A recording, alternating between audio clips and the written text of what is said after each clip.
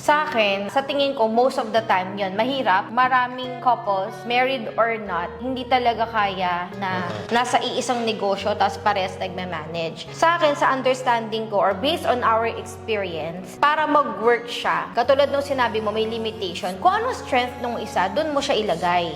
Kung anong strength nung isa, dun mo naman siya ilagay na department. Hindi pwedeng nasa same department kayo or same ng ginagawa. Kung yung isa, mahina sa paghahawak ng pera, wag mo siyang ipahawak ng finance.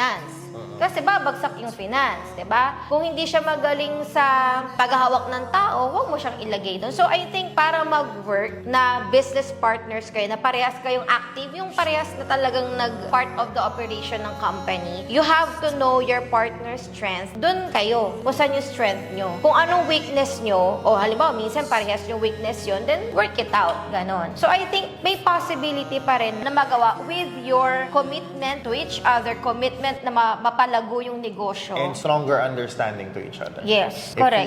If hindi nyo kaya yon, then I suggest it would be better kung hindi na lang. Yeah, correct. Tsaka sa atin, setting expectations to everyone, Yeah. even up to our employees. Oo. Yeah.